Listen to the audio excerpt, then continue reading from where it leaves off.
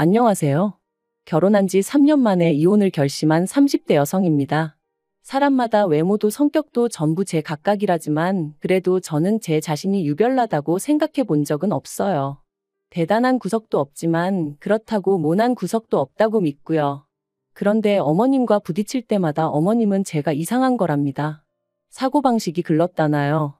저도 남편만큼 배울 만큼 배웠고 남들처럼 멀쩡히 사회생활 잘만 하고 있는데 말해요. 그래서 내리게 된 제 결론은 그냥 저는 이 집이랑 안 맞는다였지요. 그리고 저리 싫으면 중이 떠나야지 어쩌겠어요? 그래서 이혼을 결심했습니다. 남편하고는 아는 선배의 소개로 만났고 소개받았을 당시 제 나이 30, 남편 나이 32이었어요. 선배는 부담 없이 만나보라고 했지만 남편이나 저나 둘 다 적은 나이가 아니었다 보니 솔직히 부담스러웠던 것도 사실이고요. 하지만 선배하고는 여러 가지로 얽혀있는 상황이다 보니 자리 자체를 거절할 상황도 못 되었네요. 아무튼 그리고 말이 나왔으니 말이지만 소개팅을 받던 시기 저는 결혼과 비혼의 갈림길에서 고민이 많았어요. 사실 친정부모님 두 분의 사이는 좋았지만 하루아침에 친할머니께서 이제 같이 살아야겠다며 저희 집으로 들어오셨고 그래서 졸지에 친정어머니가 10년 넘게 다니시던 직장을 관두시는 걸 보고는 여러 가지로 충격이 컸었거든요. 게다가 이후로도 친정어머니께선 친할머니 때문에 때로는 고모나 작은아버지의 부탁 때문에 많은 걸 이해하시고 포기하셔야 했는데 아무래도 그런 어머니를 보고 자라서 그런지 언젠가부터는 결혼하면 여자만 손해란 생각이 강해져 가더라고요. 하지만 막상 제가 성인이 되어 사회에 나와보니 저희 어머니와는 달리 또 많은 여자들이 결혼을 하고도 계속해서 자기 커리어를 이뤄나가는 거예요. 그래서 그때 뭐랄까, 사고방식이 올바른 남자를 만나면 가정도 이루고 내 커리어도 이어갈 수 있지 않을까. 그런 생각도 들더라고요. 한편으론 제가 너무 부정적으로 세상을 보나 싶기도 했고요. 아무튼 그렇게 생각이 복잡하던 시기에 소개받은 게 남편이었네요. 남편은 저와 마찬가지로 직장을 다니는 평범한 회사원이었어요. 외모라던가 그런 건 모난 구석 없이 제 눈에는 나쁘지 않았고요. 그리고 무엇보다도 대화를 나눠보니 말수가 많지는 않아도 자기 의견도 확실하고 줏대도 있는 게 마음에 들대요. 참고로 저 또한 우유부단한 성격은 아니다 보니 갈팡질팡하는 사람들을 보고 있으면 답답해서 아무튼 남편도 남편대로 제가 마음에 들었던 모양이에요.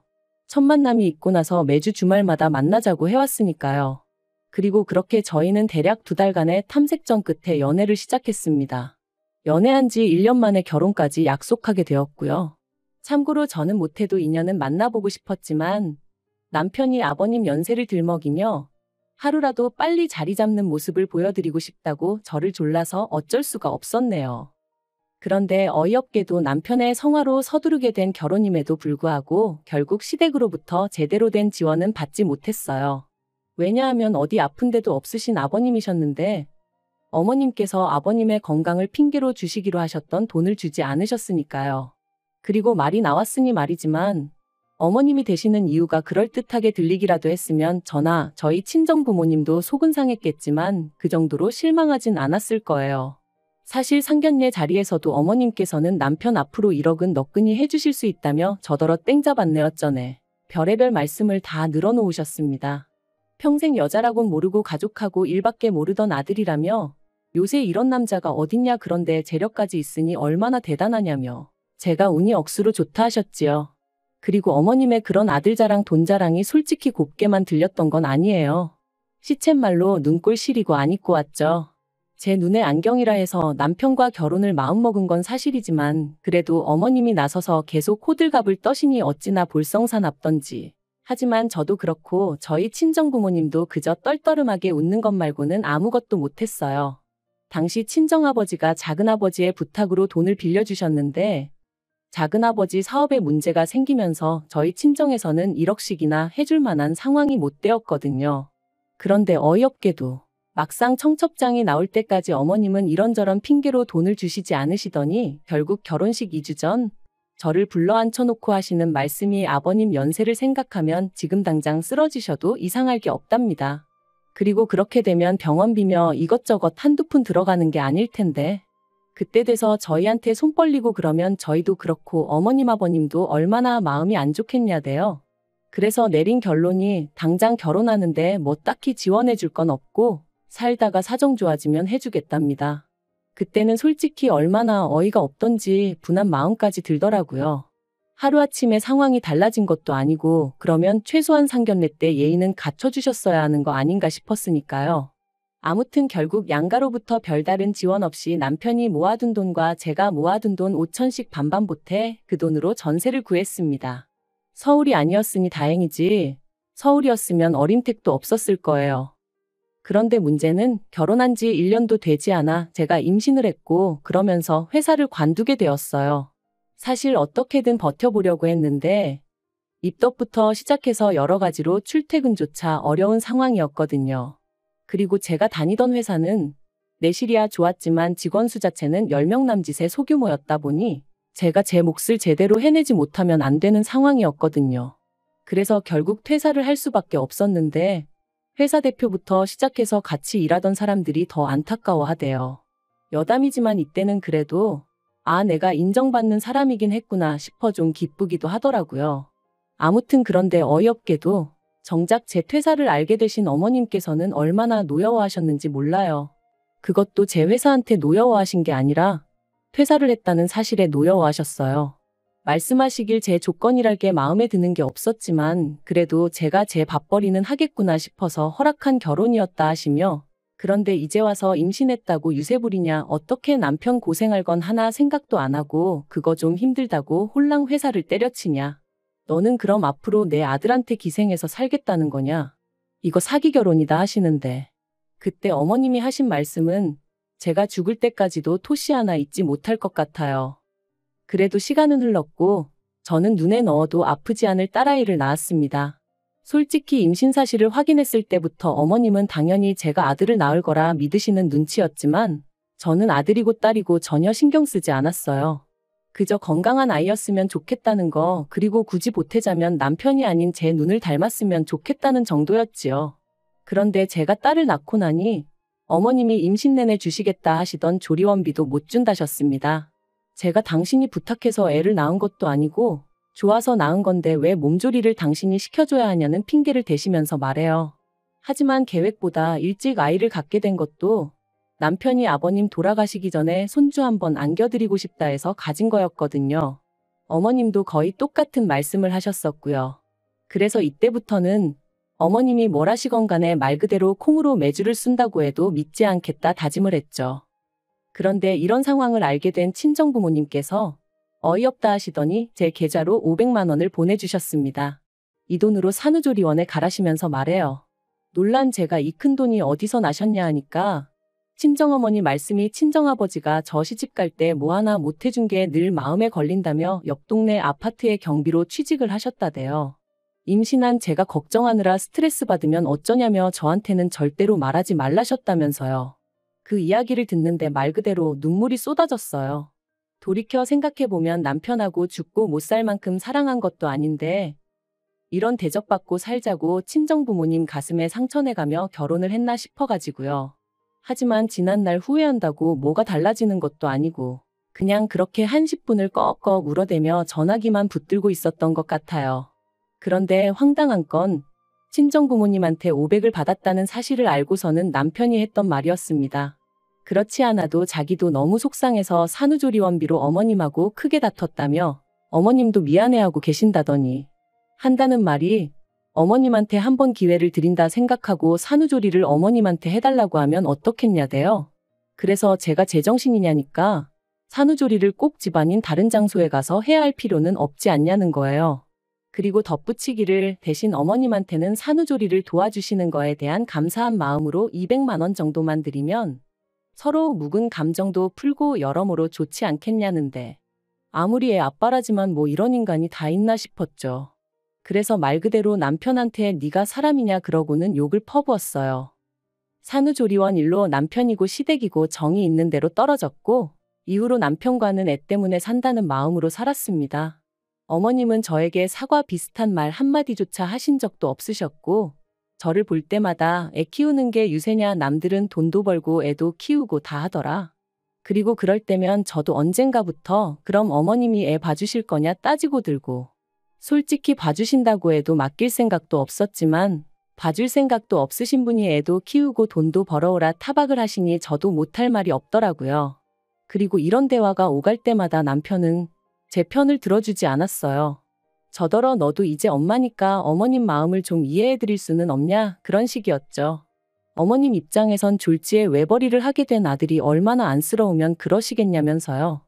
저는 남편이란 사람 하나만 믿고 결혼한 건데 그리고 제가 일을 안 하고 싶어서 안 하고 있던 것도 아닌데 남편이 계속해서 어머님을 이해하라고만 하니 얼마나 섭섭했는지 모릅니다. 그런데 사람이 죽으란 법은 없다고 그 무렵 생각지도 못한 연락을 한 통 받았어요. 그건 바로 전에 일하던 회사 대표로부터 온 전화였죠. 저더러 어떻게 지내는지 묻더니 혹시 이직했냐대요. 저는 씁쓸히 웃으며 아이 때문에 아직은 어디 다닐 형편이 못 된다 했습니다. 그랬더니 그러면 아이 문제만 해결되면 복직할 수 있는 건지 묻더라고요.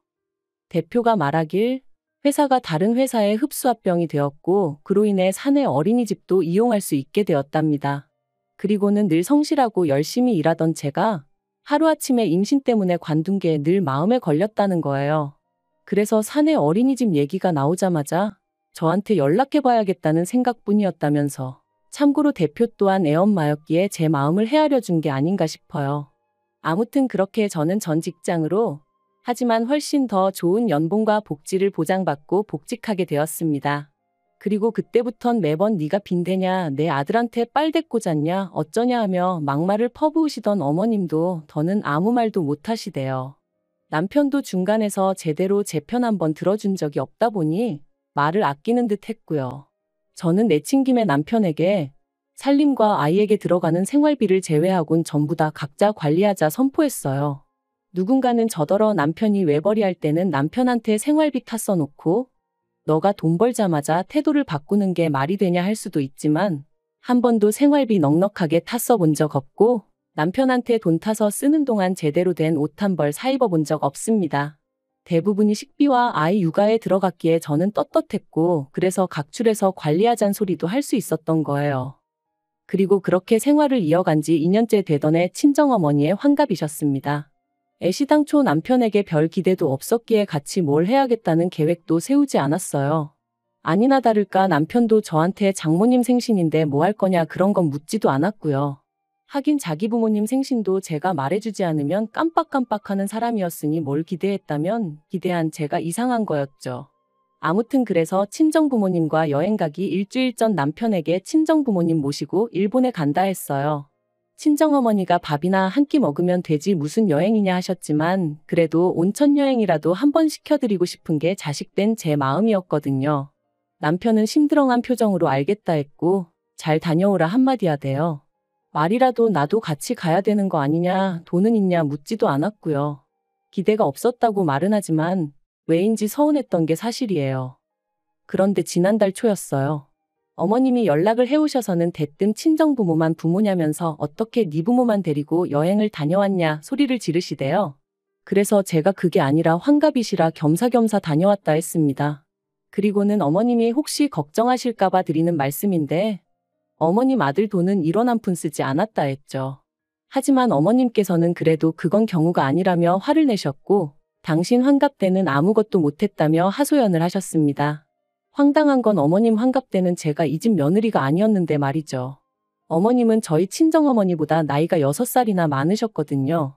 그래서 제가 그러면 칠순 때 챙겨드리겠다 하니까 칠순까지 얼마나 남았는 줄 아느냐며 무조건 지금이라도 지나간 환갑을 챙겨달라셨어요. 어이도 없고 환장하겠더군요. 그렇게 전화로 1시간 10분을 시달린 끝에 알겠다 했습니다.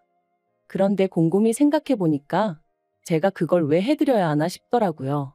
그래서 남편한테 여행은 좀 과한 것 같다니까 저더러 알아서 하랍니다. 자기는 어머님 환갑 때 100만 원 해드렸으니까 이 일과는 상관이 없다면서 말이죠.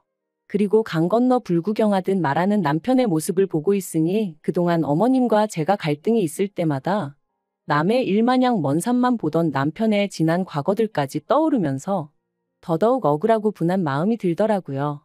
그래서 저도 이대로는 못 넘어가겠다. 말 그대로 복수를 해야겠다 싶대요. 그래서 어머님이 저한테 이렇게 주신다며 잔뜩 기대하게 만드셨던 것처럼 저도 여행 일정이며 이런저런 이야기로 남편과 어머님을 잔뜩 들뜨게 만들었어요. 그리고 출발 하루 전날 남편과 함께 어머님 댁에 찾아가 갑자기 사정이 생겨 여행을 못 갈 것 같다고 통보해버렸습니다. 영문도 모르고 같이 간 남편이 눈이 휘둥그레져서 저를 쳐다보더라고요. 그리고 역시나 제 예상대로 말 그대로 난리가 났어요. 제가 당신을 가지고 놀았다면서 세상에 이런 법이 어딨냐 하시더니 약속을 했으면 지켜야지 사람을 뭘로 보고 이런 짓을 하냐면서요. 그래서 저도 지지 않고 저는 어머님 사정을 다 이해해드렸는데 어머님은 왜 저를 이해 못해 주시냐 서운하다 받아쳤습니다. 어머님이 저한테 하셨던 말씀처럼 제가 무슨 빚을 진 것도 아니고 마음 같아선 해드리고 싶었지만 안 되는 걸 어떡하겠냐고요. 그랬더니 어머님도 더는 아무 말씀을 못 하시긴 하대요. 하지만 이 일로 남편 입에서 이혼 소리까지 나올 줄은 솔직히 꿈에도 생각을 못 했습니다. 남편은 그저 저더러 너무하다며 어머님이 결혼할 때 돈 안 해주신 걸로 제가 이렇게 앙심을 품고 있을 줄은 몰랐다는 거예요. 그래서 돈이야 우리 친정에서도 안 해주셨는데 내가 무슨 앙심을 품고 있었겠냐 했습니다. 하지만 이후로 어머님이 돈 가지고 나를 얼마나 서운하게 하셨는지 당신은 알지 않냐고. 그때 맺힌 게 지금 이렇게 터져나온 것뿐이라 했죠. 하지만 남편은 저를 이해하려 노력하기보다는 그래도 어머님이 얼마나 상처를 받으셨겠냐며 제가 심했답니다. 그리고 그런 남편과 저도 더는 대화하고 싶지 않아 마음대로 생각하라 했는데 남편이 친정부모님과 여행하면서 든 돈이 얼마냐며 그 돈하고 똑같은 액수로 어머님한테 드리래요. 제 잘못에 대한 용서를 구하면서 말이죠. 그리고 그 말을 들으니 앞으로 살면서 이보다 더한 일들도 많을 텐데 그럴 때마다 남편은 제 편이 아니겠구나 싶은 생각이 들면서 이혼하자는 남편을 더 이상 붙잡고 싶지 않아졌습니다. 솔직히 붙잡은 것도 제가 남편이 너무 좋아서 그런 것보단 애 아빠니까 그런 거였고요. 결국 남편과 저는 협의 이혼 중이고 앞으로 한 달 정도면 저희는 완전히 남남이 됩니다. 앞으로 혼자 아이를 키우며 살 생각을 하면 솔직히 눈앞이 깜깜하기도 하지만 그래도 정서적으로나 경제적으로나 뭐 하나 의지하기 힘든 사람과 부대끼며 사는 것보단 혼자가 낫겠다는 확신이 있거든요.